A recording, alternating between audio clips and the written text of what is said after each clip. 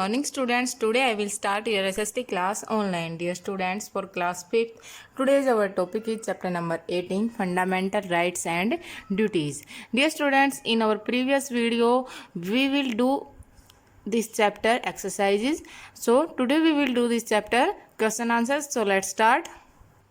Our first question is, What do you mean by constitution?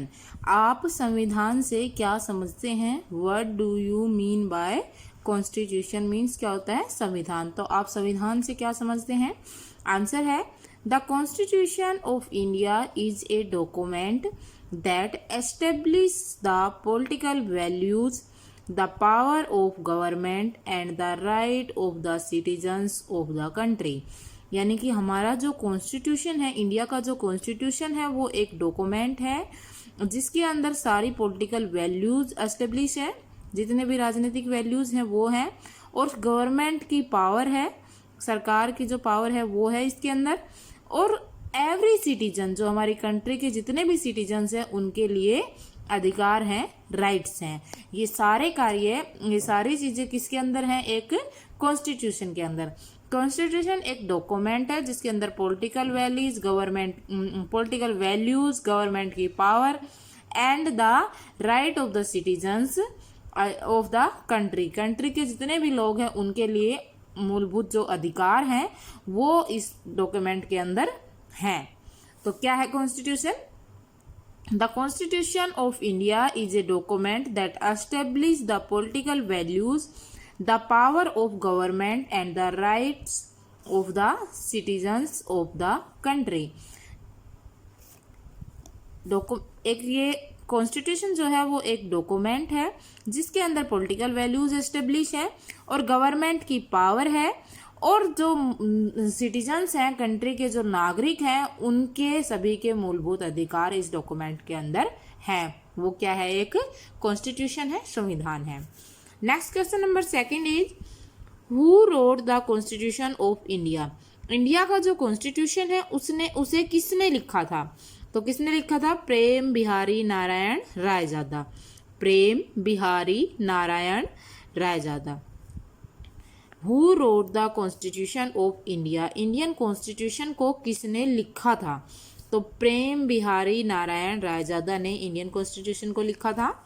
Next question number 3 is, what is the speciality of Indian constitution? देखो, Indian constitution के बेटा एक विशेषता बतानी है, क्या इसके अंदर स्पेशलिटी है? तो आंसर क्या लिखेंगे? Indian constitution is the longest written constitution in the world. World के अंदर सबसे बड़ा अगर लिखित कॉन्स्टिट्यूशन कोई है, लिखित कोई संविधान है, तो वो कौन सा है? इंडिया का. तो क्या आंसर आएगा?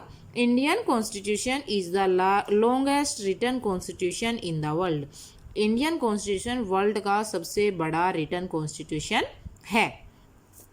Next question number 4 is, name the 6 fundamental rights written in Indian constitution. 6 fundamental rights के नेम बताने हैं जो इंडियन कॉन्स्टिट्यूशन के अंदर लिखे हुए हैं. तो फर्स्ट क्या है हमारा? राइट टू इक्वेलिटी, समानता का अधिकार. सेकंड है राइट टू फ्रीडम, स्वतंत्रता का अधिकार. थर्ड है राइट अगेंस्ट एक्सप्लॉयटेशन, शोषण के विरुद्ध अधिकार. फोर्थ है right to freedom of religion, धर्म की स्वतंत्रता का अधिकार. फिफ्थ है कल्चरल एंड एजुकेशनल राइट, सांस्कृतिक और शैक्षणिक जो अधिकार है वो. और सिक्स्थ है राइट टू कॉन्स्टिट्यूशनल रिमेंडीज, यानी कि जो हमारा संविधान है उसके अंदर सुधार का जो अधिकार है वो क्या है? Right to constitutional remedies. तो फर्स्ट क्या है? Right to equality, right to freedom, right against exploitation, right to freedom of religion, cultural and educational rights, right to constitutional remedies. So dear students, I hope you understand in these questions. You also learn and write these questions in your fair notebook. Should be neat and clean handwriting. Thank you beta. Hello student of 5th class, a very good morning to all of you. Students, I am Simran ma'am, your English teacher.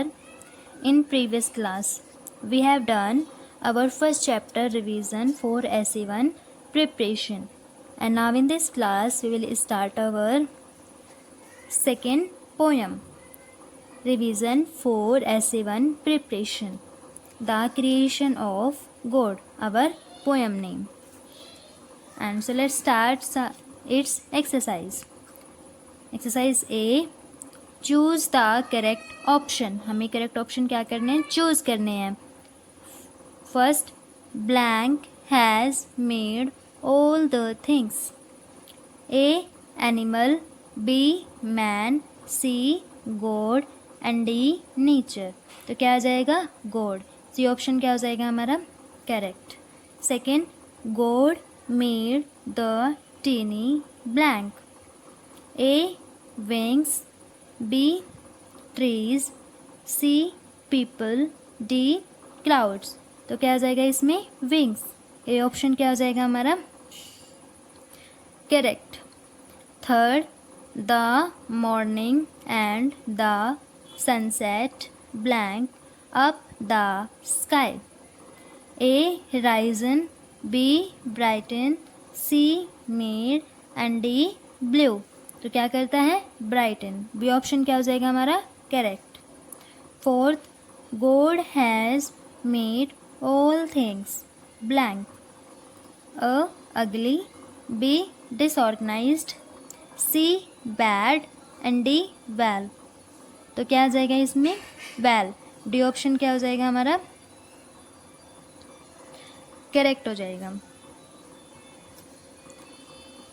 And next exercise B. Fill in the blanks with correct suitable words given in the help box.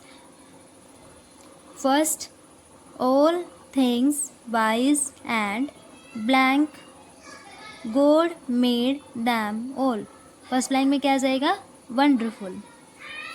Second, he made their glowing blank. He made their teeny wings. Second blank में क्या आ जाएगा हमारा? Colours. Third, the pleasant summer sun. The ripe blank. The ripe blank in the garden. तो third blank में क्या आ जाएगा? Fruits. And fourth, how blank is God Almighty who has made all things well. And fourth blank में क्या आ जाएगा हमारा? Great. And next exercise C. Give rhythmic words for. First, bright. First है हमारा bright. Light, fight, night. Second, great. That, hate, wait. Third, sings. Wings, brings, rings. And fourth, teeny. Shiny, sky and my. Fifth है well. Tell, all, full. And next exercise D. Give antonyms of the following words from the poem. हमें following words से antonym means opposite word बताने हैं. First है no one. No one का opposite word क्या होगा? Someone. Second, sunrise, sunset. Third, unripe, ripe. Unripe का मतलब होता है बिना पका हुआ और राइप का मतलब पका हुआ. फोर्थ, डल, ब्राइट. फिफ्थ, अगली. अगली का एंटोनिम वर्ड्स क्या हो गया? Beautiful. And so students, let's we start our exercise E. Question answer. Answer the following question in 1 और 2 वर्ड्स. हमें 1 और 2 वर्ड्स में इन क्वेश्चन के आंसर देने हैं. Question number first, who made all the things? Answer, God. Second, for whom did God make teeny wings? Answer, for bird. Third, what brighten up the sky? Answer, morning and sunset. Answer, students. I hope you will understand this second poem revision, and this revision learn in your notebook and book. Thank you and have a nice day. Good morning to all the students. I Rasmi ma'am, your science teacher from MLP International School, Rajpura. Welcome back to our YouTube channel. So dear student, today we will revise our new topic, properties of air, in chapter number 8. Okay students, so let's we get start. We will discuss today the topic of properties of air. Okay students, the three main properties of air are, air की three main property होती हैं. First is air occupies space. When air is blown in an object, जब हवा किसी भी object में भरी जाती है, the object increases in its size. तो ऑब्जेक्ट का साइज इंक्रीज हो जाता है. For example, when an rubber tube is filled with air, जब किसी रबर ट्यूब में एयर फिल की जाती है, हवा भरी जाती है, द ट्यूब इन्फ्लेट, तो ट्यूब क्या हो जाता है, ट्यूब का फूल जाती है, इन्फ्लेट हो जाती है. While if we puncture the tube, अगर ट्यूब को हम पंक्चर कर देते हैं due to lose of air, तो एयर लूज हो जाती है, एयर निकल जाती है वहाँ से. ट्यूब डिफ्लीट, तो जो ट्यूब है वो कैसे हो जाती है, डिफ्लीट हो जाती है, हवा उसके अंदर से निकल जाती है. Thus it is the air that occupy space in the tube. तो ये क्या शो करता है कि एयर स्पेस ऑक्यूपाई करती है. जब हमने एयर ट्यूब के अंदर डाली तो वो क्या हो गया, उसने अपना स्पेस ऑक्यूपाई किया और जो ट्यूब थी वो इन्फ्लीट हो गई. और जब उसमें से पंक्चर कर दिया हमने ट्यूब को तो क्या हो गई, वो डिफ्लीट हो गई. So this is show the air occupy space. Okay, next is air has weight. Air is matter, air वो पदार्थ है, मैटर है. And thus it occupy space as well as has weight. Air क्या करती है, air को occupy space and has weight. Air का क्या होता है, वेट होता है. We can better understand this property once we read the following activity. हम इस प्रॉपर्टी को तभी समझेंगे जब हम इस एक्टिविटी को रीड करेंगे. So now we will read this activity. Objective to show air has weight. इसका ऑब्जेक्टिव क्या है, उद्देश्य क्या है कि एयर में, एक एयर का क्या होता है, वेट होता है. ठीक है. मटेरियल्स नीडेड, इस एक्टिविटी के लिए कौन कौन से मटेरियल चाहिए. A scale, 2 balloons, some thread. ठीक है, एक स्केल चाहिए, 2 बलून्स और कुछ धागा चाहिए. स्टेप क्या है, hang the scale on a hook bye tying thread in the centre. क्या करेंगे, एक स्केल लेंगे, उस पर उसके दोनों साइड हम धागे से धागा बांधेंगे. So as to make it like a weighting scale. जो वेइंग स्केल होता है उसकी तरह हम इसको बना देंगे जैसे वेइंग स्केल होता है. Okay. Inflate 1 balloon and tie the inflate balloon on one end of the scale. हमने एक बलून के अंदर हवा भरी और उसके वन एंड पे टाई कर दिया. On the other hand tie the deflate balloon, और दूसरी तरफ जिसमें हवा नहीं है वो वाले बलून हम टाई कर देंगे. ऑब्जर्वेशन, ऑब्जर्व क्या करेंगे, the scale on the inflate balloon side goes down indicating that air has weight. जो स्केल है, जिस साइड हमने इन्फ्लेट बलून को टाई किया है वहाँ से झुक रहा है, डाउन जा रहा है. तो इसका मतलब है कि इस वाले बलून में क्या है, हमने हवा भरी है तो वेट है. तो this is so air has wait. Okay students. Next properties, air exert pressure. Air क्या लगाती है, अपना प्रेशर लगाती है. Air exert pressure on all the things around in all the direction. जो एयर है वो प्रेशर लगाती है सभी चीज़ों पे जो हमारे चारों तरफ है, हर डायरेक्शन में.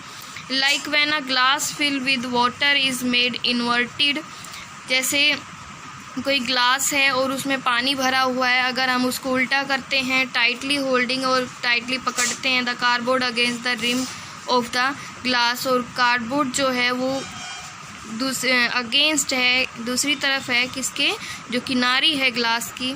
ऑन रिमूविंग द हैंड, जब हम वहाँ से हैंड को रिमूव कर देते हैं फ्रॉम दी कार्डबोर्ड, कार्डबोर्ड से, the water will not fall. तो जो पानी है जो फिल था ग्लास वो क्या नहीं होगा, उसमें से पानी नहीं गिरेगा। It is the pressure of air that is exerted on the cardboard. जो ये प्रेशर है एयर का जो कार्डबोर्ड पे लगाया है, which is more than the pressure exerted by water. Cardboard का जो प्रेशर है वो वाटर से ज़्यादा है। Inside the glass see the activity given below to understand this property. इस प्रॉपर्टी को समझने के लिए एक्टिविटी करनी होगी। Objective to show air exert pressure. ये ऑब्जेक्टिव क्या है कि हमें ये शो करना है air exert pressure, air pressure लगाती है। Material air A small bowl and a balloon. हमें एक स्मॉल बाउल लेना है और एक बलून लेना है। Step 4 doing this, hold the bowl in your hand. आप अपने हैंड में बाउल को पकड़ोगे। Put the balloon in it, और इस बाउल के अंदर बलून को रख दोगे। Blow air in it till the balloon fits into the bowl, और इस बलून के अंदर हवा भरोगे जब तक ये जो बाउल है वो इसके अंदर फिट ना हो जाए। Take your hands away and leave the bowl, और कुछ देर बाद जब इसके अंदर फिट हो जाता है तो अपना जो दूसरा हाथ था बाउल पे था उसको हटा दोगे।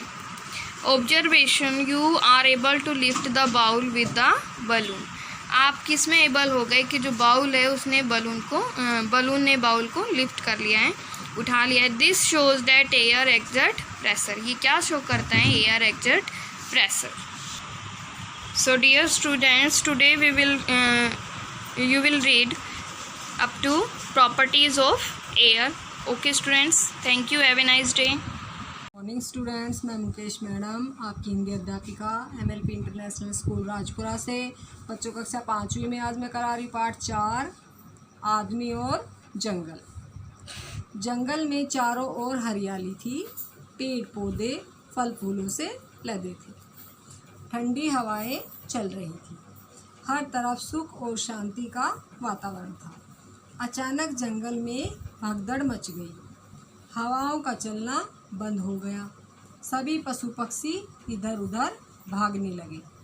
अरे ओ खरगोश भाग, जंगल में एक अजीब सा प्राणी घुस आया है, भालू ने कहा। किससे कहा? भालू ने खरगोश से। तो क्या वह हमारे राजा शेर से भी ताकतवर है? खरगोश ने पूछा। बातें बंद करो, जान बचानी है तो भागो, भालू ने फिर चेतावनी दी। इतने में बूढ़ा हाथी भागता हुआ दिखाई दिया। खरगोश ने उसे रोककर पूछा, दादा आपने उस अजीब प्राणी को देखा है? कैसा दिखता है वह? हाथी ने गुस्से में कहा, लगता है तुझे अपनी जान प्यारी नहीं है। आखिर कौन था वह विचित्र प्राणी? इसके 2 हाथ और 2 पैर थे, बड़ी बड़ी आँखें और सुंदर कान थे।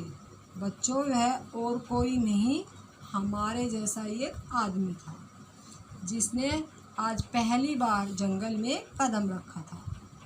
तभी हिरनी के बच्चे ने उस विचित्र आदमी को देखकर पूछा, माँ यह डरावना सा दिखने वाला प्राणी कौन है?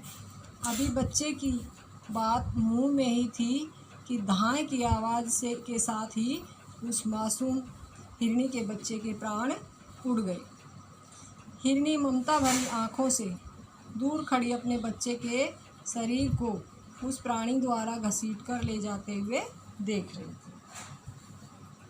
इस तरह से इंसान ने मासूम जानवरों को मारा, फिर अपनी आवश्यकताओं के लिए जंगल के जंगल तबाह किए। तो बच्चों, किसके बारे में बात हो रही है? ये इंसानों के बारे में, जो अपनी ज़रूरतें पूरी करने के लिए पेड़ काटते हैं और जानवरों का शिकार करते हैं। पशु पक्षी भूखे प्यासे मरने लगे। इस भूख और प्यास ने आदमी को भी बेहाल कर दिया। अब तो जंगल की रक्षा का सारा भार जंगल के राजा शेर पर आ गया। सबने मिलकर एक निर्णय लिया कि सुबह उस आदमी के आने पर उससे खुलकर बातचीत होगी। सुबह सवेरे एक आदमी लकड़ी काट रहा था, दूसरा तीर कमान लिए शिकार की ताक में था। राजा शेर अचानक उनके सामने आ खड़ा हुआ और पूछा, क्यों जंगलों को तबाह कर रहे हो? मेरे साथियों ने तुम्हारा क्या बिगाड़ा है जो उन्हें ख़त्म करने पर तुले हुए हो? तुम जानते नहीं ये जंगल हमारी धरोहर है। आज हम तुम्हें दंड देंगे तुम्हारी इस कृतघ्नता का। ठीक है, तो ये किसने कहा? शेर ने इंसानों से कहा। शेर के भय से कांपता मानव हाथ जोड़कर दंड के बारे में सोचते हुए बोला, हम दंड के अधिकारी हैं, पर क्या आप हमें माफ़ कर सकते हैं? बदले में जो भी कहेंगे हम वह करने के लिए तैयार हैं। शेर सिंह ने सज़ा सुनाई, आज से शिकार बंद और बीज लेकर अधिक से अधिक पेड़ उगाओ तथा उनकी देखभाल करो। जब तक वृक्ष बड़े नहीं हो जाते तब तक तुम्हें दंड से मुक्ति नहीं मिल सकती। मनुष्य की जान बची। उसने खुशी खुशी शेर सिंह की बात को स्वीकार किया, प्रण किया कि अधिक से अधिक पेड़ लगाकर जंगल को फिर से हरा भरा बनाएंगे, ताकि जंगल के प्राणी अपने नीडों का निर्माण कर अपने जीवन जी सकें। वे कमज़ोर व निरीह प्राणियों का शिकार अपनी क्षुधा को शांत करने हेतु नहीं करेंगे। ठीक, तो बच्चों आपने देखा कि किस तरह से मानव ने अपनी ज़रूरतों को पूरा करने के लिए जंगलों को तबाह किया है और जंगली जानवरों का शिकार किया है। तो इस तरह से हमें प्रकृति से खिलवाड़ नहीं करना चाहिए, अधिक से अधिक पेड़ लगाने चाहिए और निरीह प्राणियों का शिकार नहीं करना चाहिए। तो ये पाठ आपने पढ़ा, अभी हम इस पाठ के अभ्यास कार्य आपको कराएंगे।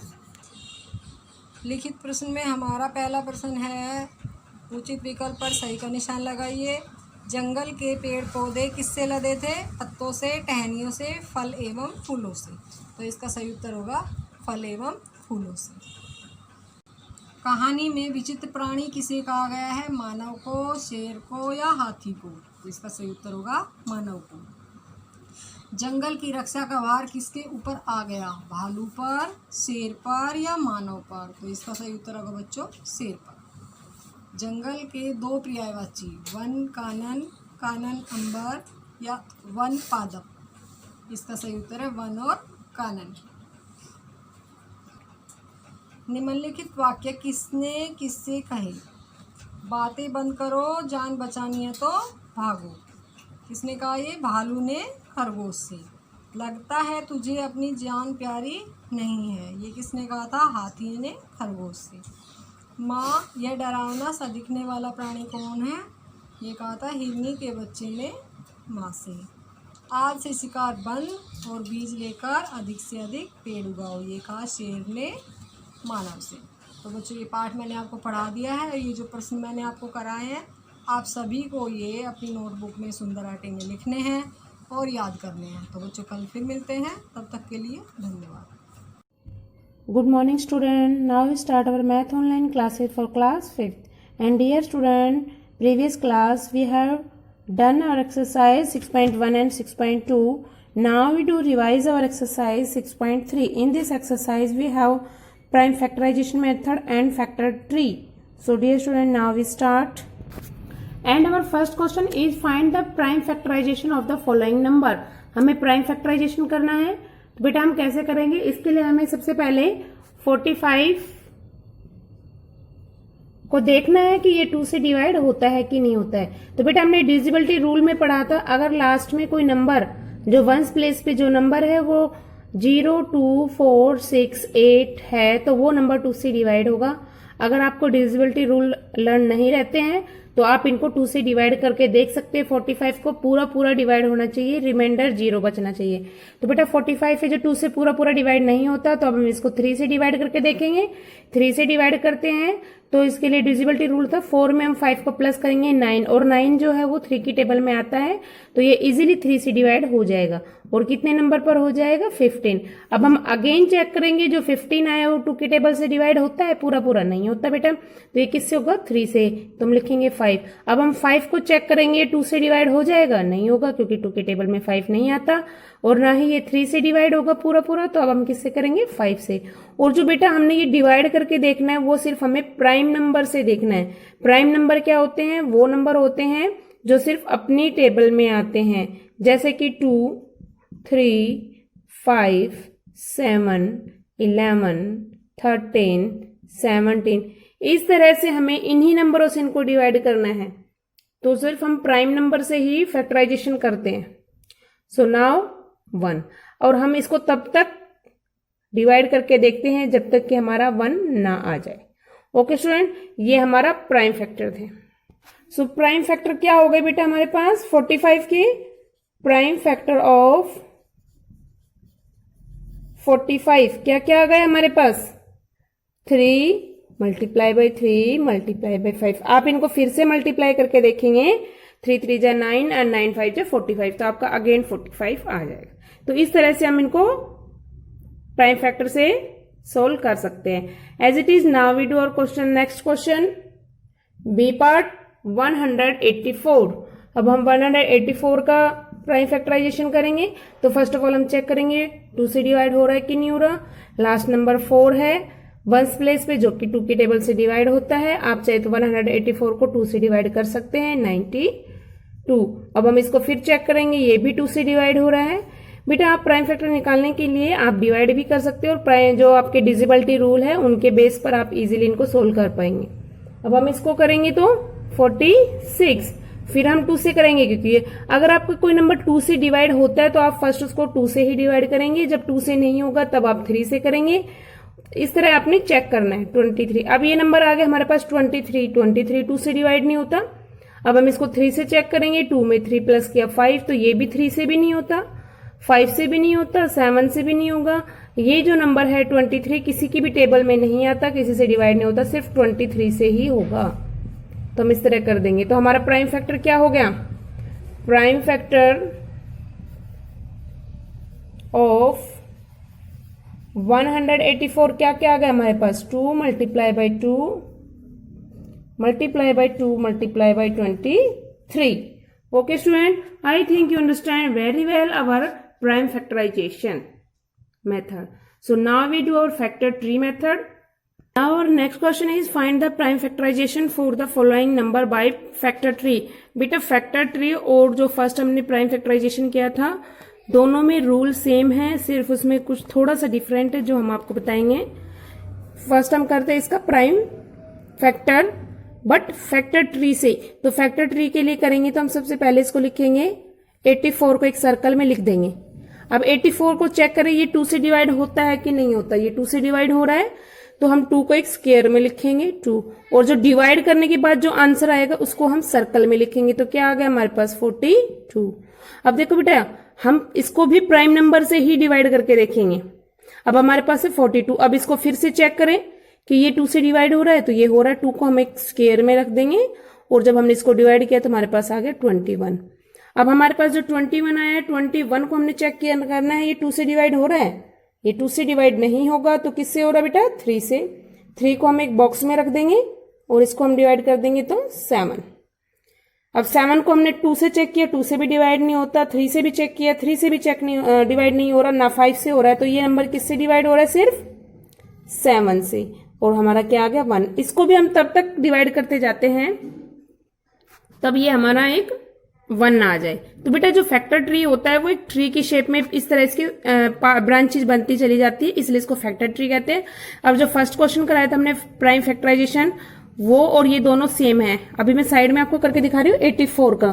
जैसे हमने इसमें फैक्टर ट्री में फैक्टर ट्री बनाया है, ऐसे हम इसको 2 से करेंगे प्राइम फैक्टर में 42, फिर 2 से करेंगे 21, 3 से किया 7 एंड 7 से किया 1। तो बेटा देखिए दोनों में 2 और 2 3 और 7 यही आ रहा है। मेथड सेम है। फैक्टर ट्री में हम इस तरह हमारे ट्री की शेप बनती चली जाती है, और प्राइम फैक्टराइजेशन जब डिवीजन मेथड से करते हैं तो हमारा इस तरह से हम करते हैं। सो डियर स्टूडेंट, अगर आपको प्राइम फैक्टर आ गया बाय डिवीजन मेथड से तो आप फैक्टर ट्री भी इजीली कर पाएंगे। Now we do our next question B 250। अब हमें 250 का फैक्टर ट्री बनाना है, तो हम इसको एक सर्कल में दिखाएंगे। चेक करेंगे 2 से डिवाइड हो रहा है, तो 2 से डिवाइड हो रहा है बेटा। अपने फैक्टर ट्री वो डिविजिबिलिटी रूल के अकॉर्डिंग करना है 1 2 एंड 5। अब हमारा 125 आया है, ना तो ये 2 से डिवाइड होता है ना ही 3 से होता है। किससे हो रहा है 5 से। तो 5 से हमने करा तो 25, फिर हमने 25 जो आया वो भी हमारा किससे डिवाइड होगा 5 से, और 5 से डिवाइड किया तो हमारा क्या आ गया 5। अब जो हमारे सर्कल में डिजिट आई 5 को हम फिर डिवाइड करके देखेंगे किससे डिवाइड होगा ये 5 से, तो हमारा आंसर क्या आ गया 1। इस तरह हम फैक्टर ट्री में भी प्राइम नंबर से ही डिवाइड करके देखते हैं. So dear student, I think you understand very well our prime factorization by division method and factor tree. So बेटा आपने 6 चैप्टर कंप्लीट रिवीजन करना है. अभी आपके ऐसे बनाएंगे. So revise your exercise 6.1, 2 and 3. Thank you and have a nice day.